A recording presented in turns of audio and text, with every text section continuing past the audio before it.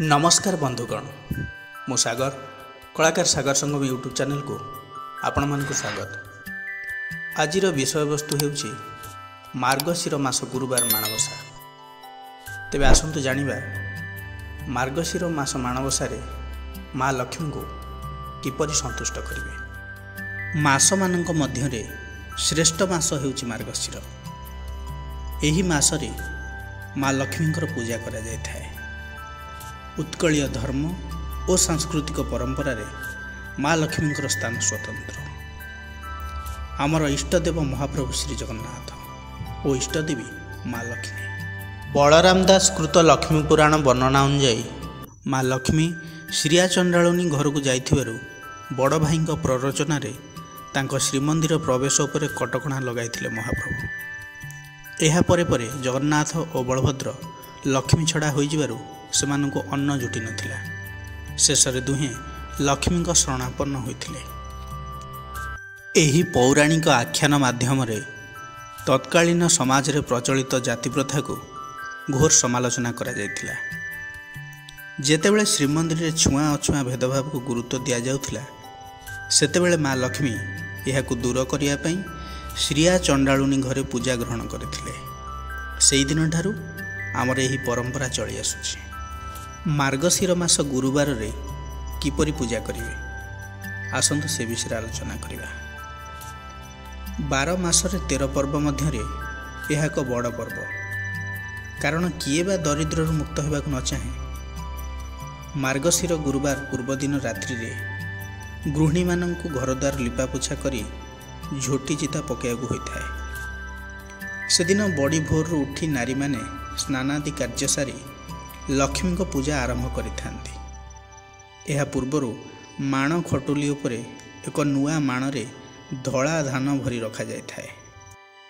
हलदी गुगुल एवं नुआ अरुआ चाउल को बाटी चिता माणर उपर पार्श्व लेप दि जाए। नाली छिट और सुंदर पाटकनारे ओढ़णी दे एहाकु एक नववधू सदृश रूप करा जाए।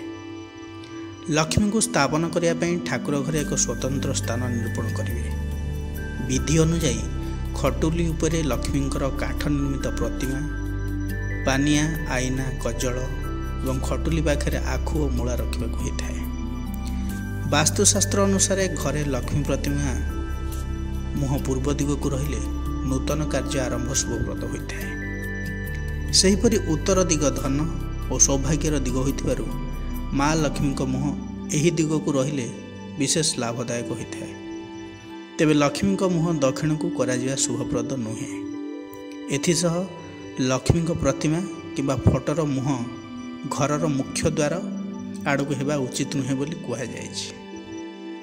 पूजा काल रे लक्ष्मी को पाखरे पिठापणा और फलमूल भोग जेमति कि कदली छेना नड़िया गुड़ गोलमरिच अन्यान्य फल लगा जाय थाए। एथि सहित मंडा पिठा तैयारी करा जाय भोग दिया जाय थाए। विभिन्न पाली रे भिन्न भिन्न पिठापणा प्रस्तुत करी लक्ष्मी को पाखरे लागी करा जाय थाए। मध्याह्न रे शंखुड़ी धूपरे लागी हेबा पई खीरी चकुली पिठा तरकारी इत्यादि प्रस्तुत करा जाय श्रद्धार सह भोग लगा जाए।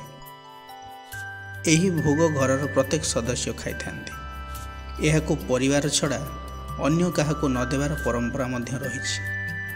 संध्यारे बुढ़ा चकुली भोग करी पूजा समापन करा जाय थाए एवं मध्याह्न भोग परे माँ सम्मुखरे लक्ष्मी पुराण बोला जाए।